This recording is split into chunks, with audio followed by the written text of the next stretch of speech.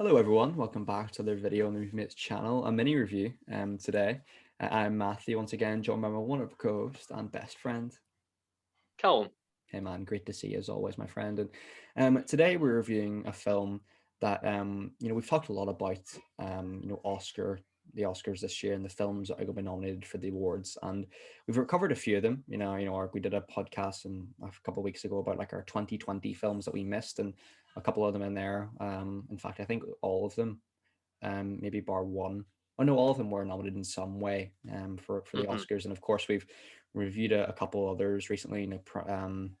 Promising Young Woman and Pieces of a Woman and those kind of films. So today we're back with another one called Judas and the Black Messiah, which has certainly been nominated in a couple of acting awards too. So I'll pass over to Cam to explain what this film's about and what we're going to be talking about in the review. So I'm off to you, my friend. Yeah, this year we've taken a very different approach when it comes to reviewing. I think last year the only Best Picture nominee we had seen was Joker, I presume. This year we're Yeah. trying to make a big dent, as big a one as we can make before the Oscars come out. Hopefully we can see all of them, but I think Nomadland might be a problem because I don't think it's coming out in the UK until after. I suppose that we'll have to wait to see. But we're trying to make a decent dent, especially in the Best Picture nominees and the others in the other categories. So in this episode, we'll be talking about Judas and the Black Messiah, as Matthew has said. This film is about a car thief who is enlisted by the FBI to infiltrate the Black Panther Party, the Chicago chapter, and get close to their chairperson, Fred Hampton, in order to liaise with the FBI in order to bring down the organization and the man himself. I think we both agree that this film is fantastic. But I think we probably both struggle with notes because the basis of our notes for the majority of films we talk about are based in criticism, and also to consider that this is, as Matthew said off podcast, about a real life event. You can't really criticize, writing or characters because Yeah. they're real people. Hmm. So I think there was very little room to make notes on. So we'll more be talking about, its pedigree as an awards contender, and about Exactly. the actors and performances that we loved. Yeah, no, exactly, mate, definitely. And I think, as I said, in our 2020 films podcast, a couple of podcasts ago, we had reviewed a film that really links in with this film in terms of plot line with Trial of the Chicago 7, or Trial of Chicago 7. And I know obviously that film, if you haven't already seen it, check out the podcast, but it sort of deals with similar themes and certainly a character crossover or a couple of character crossovers within the film. They're not linked in any way, but they are, real life events are linked, should I say? So, and as Cam said, we have trying to we tend to do like big arcs every couple of months on the channel, like be it like a Planet of the Apes arc. I know that was a one that spanned a while, or in the last couple of months, it's been quite a bit of an Oscar sort of season on the channel. We've read a lot of sort of Oscar films, which has been really good, really nice to sort of expand the filmography. And it is something that we're sort of leaning more in towards doing as the channel sort of progresses and doing more sort of arcs in the channel with different kind of films. So but yeah, just before we kick off today's podcast, be sure to check out our playlists as well. You'll check this out. You'll probably see this one in our 2021 playlist. I think this is a 2021 release. I And believe so. yeah, and you can check out, we'll probably create an Oscars playlist as well when the Academy Awards conclude this month, I think it is. So but yeah, and as always, time codes on our email is in the description below as well. I assume we're going to go full spoilers.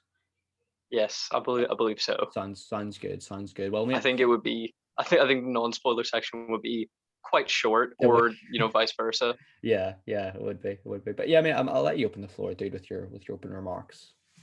You mentioned the trial of the Chicago Seven, and I just feel like it would have been mind blowing if there had been the communication between studios to have Daniel Kaluuya playing Fred Hampton in that film. I just feel like that crossover, that this tiny shared universe would have just been really really incredible. But having seen that film, we did know going into this how Fred Hampton meets his end. That he's shot. The trial of the Chicago Seven presents that as killed under sort of unknown circumstances, but we see the sort of full events unfold here. Did you feel any sense of anticlimax going in, knowing that was sort of how this film was inevitably going to wrap up? Not really, but to be honest with you, and like you're kind of saying, I think that crossover would have been really, really special. It would have been absolutely great, and I think it's worth noting. Like we both really like Trial of the Chicago 7. It's a fantastic film, and I don't feel like there is any really sense of anticlimax for me, just because the characters in this film are so strong, and it still makes you feel for them, even though you know the outcome of it. And I don't think this film is an event that a lot of people will be aware of. I think the only reason why we're aware of it is because we've seen a film that deals with these kind of themes before, namely Child of the Chicago 7. So, it's a really enlightening film. It's certainly thought provoking at the time. And again, it's just a very, how would I say, it's a very sad film. It's a very emotional watch. And I'd imagine, for people who are more closely linked with these kind of themes, this kind of culture, it's even more, heart-wrenching as well. We live in a different country where, we think actions like these are, in these kind of circumstances in this film aren't as common, certainly very, very uncommon. So it's a heart-wrenching watch even for us. So I can't even barely imagine for people who are related to Mr. Hampton or anything like that, or must be feeling, must be horrible. But it's a very well made picture. Like it's a fantastic film. Yeah, it's heartbreaking, and I really don't know what we're going to say much beyond that, because Yeah, this mate. film is sort of a, you know you know the plot is, can be summarized, in one or two sentences. It is sort of just, the sort of quiet conversations, and the ideologies that are presented here, and they're all very, very thought provoking, but they aren't of substance that we can, go into analysis on, because I'm sure we'd just be waffling, I'm sure, and trying to, sort of break down the power of the words. Yeah. But one moment which reminded me of the trial of the Chicago 7, was when the Crown's leader, just, believed the fact that, this manifesto was written by, the Panthers, just because it said, the Black Panthers on it. It reminded me of, the judge being so easily swayed, by a Yeah, yeah, it threatening did, note didn't that it? just said from the Panthers. I'm like, you know, someone's name at the bottom of a page doesn't prove that they wrote it. Yeah, that doesn't. Yeah, it just shows how gullible those people were, or just how quick they were to dismiss what really happened. And I think we've talked actually a bit about this film out of context. Haven't seen it a couple of weeks ago when we did our Oscars breakdown, and you kind of said to me how both Stanfield and Kaluuya were both nominated for Best Supporting Actor, which kind of leads into the Mm, question: who's the lead? Because he's the lead role here. Well, I have a couple of questions for you. One, who do you think is the lead? Or who you think is the true sort of direct influence behind this film?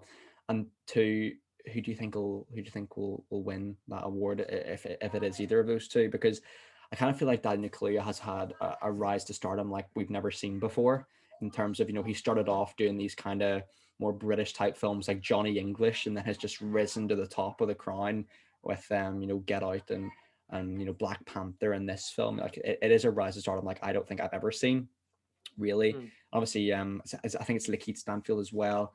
Absolutely mhm. incredible. Also, I think he's from Get Out too. I think he's got a wee bit of an appearance in Yeah. there. Yeah, who do you think, mate, stands out here?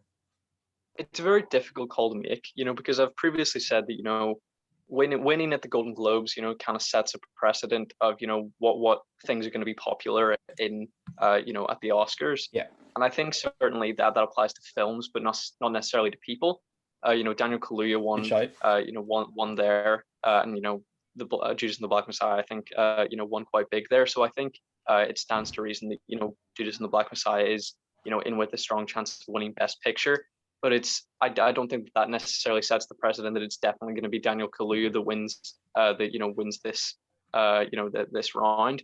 I'm very torn, I'll be honest, because I think, of the nominees, they are the two that are in the running, and Daniel Kaluuya certainly gives more of a performance. It's far less understated than Lakeith Stanfield and far more charismatic.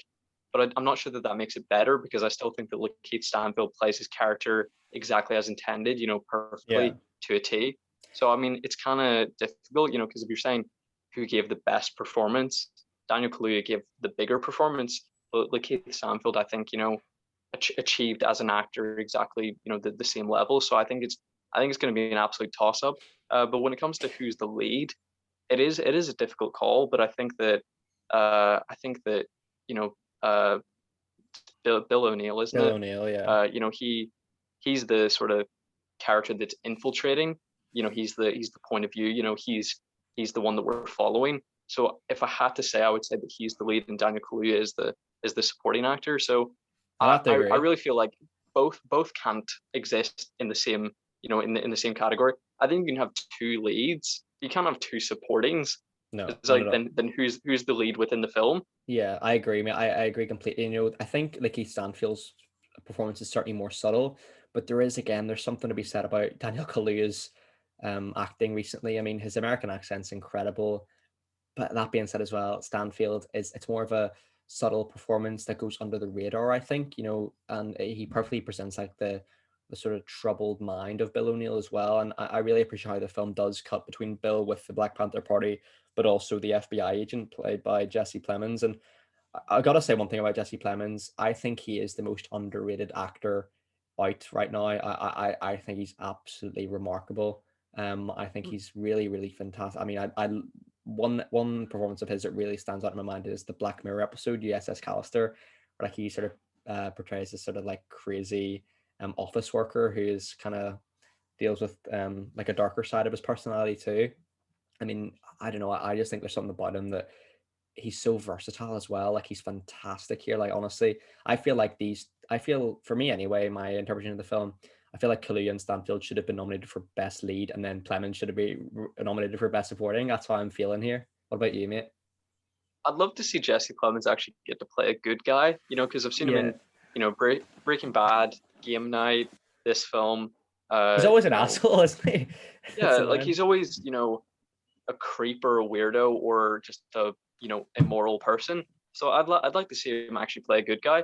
I haven't seen Fargo. I actually have no idea whether he does play a good or a bad guy there. But you know, I want to see more of him. And I want to see, you know, because he definitely plays different shades of the same character. You know, I think he has more, and he should be allowed to branch out a bit more into, Definitely, you know, mate. maybe some positive roles. But yeah, I think he's incredible. I think there's definitely no place, you know, for Lakeith Stanfield in best supporting actor. Like you know, I agree. I I feel like I should pull up the nominees for best actor, Yeah, and go for compare it, mate. them. Actually, because I do feel like I think it's a bit sort of no, it's a bit his performance is definitely understated. I feel like it definitely belongs in the best lead actor category because I do feel like Kaluuya is more of the secondary figure here. And you know there is an argument to be made, I suppose, for them both to be in the lead, but for me it would be Stanfield I would put forward there. What's the category Yeah, like? so the nominees are Riz Ahmed for Sound of Metal. From what I understand, he should absolutely be there. Chadwick Boseman from Marnie's Black Bottom. Fair. I think he's going to get the win. He You should know, win, yeah. but you know Anthony Hopkins for The Father, Gary Oldman from Mank, get him out of there, From the and bin. Stephen Yeun from Minari. Yeah, bin off Gary Oldman, put in Lakeith Stanfield, give Been Chadwick off Boseman the Anthony win, and then Hopkins. give I mean, Daniel. I haven't What? seen I've been off Hopkins. I've never seen The Father, but like, Yeah, I'd say Ben Hopkins as well. It's like, yeah, you know, I feel like I don't think he's won an Oscar, so I mean, it feels like they can't give him that as like you know the way that they gave Leo you know an Oscar for The Revenant. the Revenant because he'd been sort of snubbed previously. Yeah, You know, I hope they don't give Anthony Hopkins an Oscar like as a lifetime achievement award. Like you know, he might yeah. not win another one or get the chance to. Just like don't disrespect Chadwick Boseman's performance like that. You know, so I would definitely you know put Lakeith Stanfield in there, but give Chadwick Boseman the win, and then give Daniel Kaluuya the win in the best supporting actor. We can talk about best supporting actor. You know, there's Sacha Baron Cohen for The Trial of the Chicago Seven. I thought nothing special. Daniel Kaluuya, Juice and the Black Messiah. Leslie Odom Jr. One Night in Miami. I think we can agree he wasn't even the best performance in that film. No, neither. Uh, Paul Ratchie in Sound of Metal. Still haven't seen it. And then Lakeith Stanfield in Judas and the Black Messiah. Yeah. So I just don't think Lakeith Stanfield has a place there. I think they were also confused, like you know, because actors don't know what they're going to get nominated for until they are. So I think they were both a bit baffled. Yeah, I mean, I feel the same. You know, I do think that Stanfield definitely should be nominated for a category, just not in he's just not in the right category for me, just plain and simple. And I think maybe he has a better chance of winning in this category just because I think Boseman's performance. One, I just think the year that it's just been a more impactful year just with the news and stuff with regarding him. But not even that. Like, I just feel like his performance as well is just incredible. So he deserves to win that. I just feel like Stanfield has a better chance of winning in the sporting category, so that's why they put him in there. Do I think he's going to win that category? Probably not. Actually, I do think it will go to Kalia. I really do. And that's not I can't say a bad word about Daniel Kaluuya either because, like I said, I just think he's a just fantastic British actor. He has some really varied performances in there, which is great to see. And I think there is something to be said also about the title of this film. It's not usually I'd praise a film for its great title, but this title is beautifully like metaphorical. Trying to present that Bill O'Neill character as the Judas and Fred Hampton is like the Black Messiah. Like it is a really really well thought out title. Like I've got to have like the film's not even particularly overly religious. Like there's not really particularly a lot of religious imagery there that I spotted. Forgive me if anyone's seen it. I may have missed out, but there's films I look at with obvious religious imagery. I think of Man of Steel. It's very explicit, but here there's nothing particularly. But the title is just incredible. I've got to say, which is a bit of a weird positive thing to say, but yeah. Yeah, I guess it's just about his ability to lead. Mm-hmm. But yeah, it is a beautiful title, I think. And I wanted to ask you how this ranks among the other three that we've seen Well, so far of Best Picture nominees. If you had to tier list them, so Promising Young Woman, Judas and the Black Messiah, Trial of the Chicago 7, and I'm struggling. is it Pieces of a What was Woman? the fourth one? No, it's not for Best Picture. What is the one? I'm embarrassed Mank, that I Mank, can't think of it. Mank, yes. What Mank is tier the tier list it for me? okay. Mank is the bottom. I'm sorry. It's a good film. It's at the bottom. Then probably Promising Young Woman. I think that was a really intelligent, thought-provoking film, which is quite emotional. Probably then we're probably looking at Judas and the Black Messiah and then Trial of the Chicago 7. I think, Hmm. although for me, like if I were gonna have a film in there, it would be One Night in Miami. I think that's the best film of the year still. Yeah. Nothing has topped that for me personally. But no, if I were gonna say, I would say the winner, in my opinion, One Night in Miami, and then the actual four: Chicago 7, Judas and the Black Messiah, Promising Young Woman, Mank. That's how I'm feeling. What about you, mate? Yeah, I think we've probably seen the best of the nominees. Like I don't think we may be swayed by Sound of Metal, but I don't think we're going to be swayed by The Father or Minari or whatever the fourth one is. I struggle to remember. It's probably something important, but I don't remember. But this four that we've seen, I would put bottom Mank easy.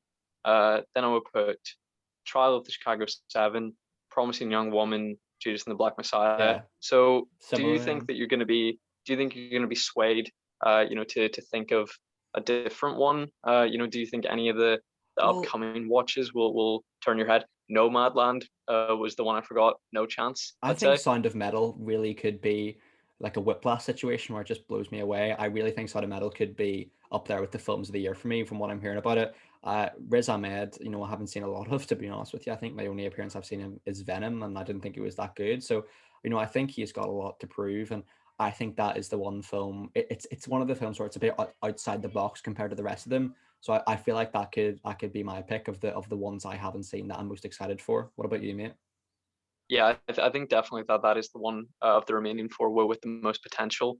But I just don't think it's going to turn my head like this film did. Yeah, yeah. No, I think so, mate. I think there's definitely an argument to be made there for sure. And I think this also is going to be very very interesting because obviously we're recording this on the day that I think it's the SAG Awards have been announced, and I think all four major categories there went to non-white actors, which is certainly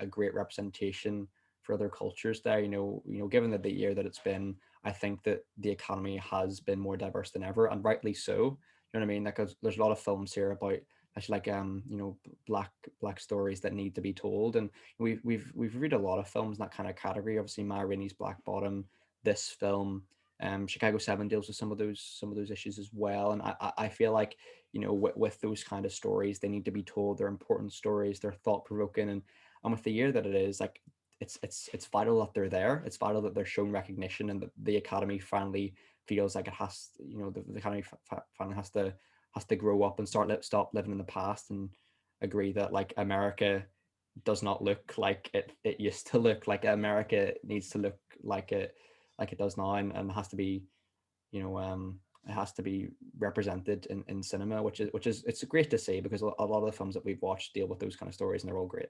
So yeah, that was a bit of Yeah, a and they are ramble. Of genuinely the best films of last year. course, yeah, 1,000,000%. I You know, didn't even Ma mention One Rainey's Night in Black Miami. Bottom.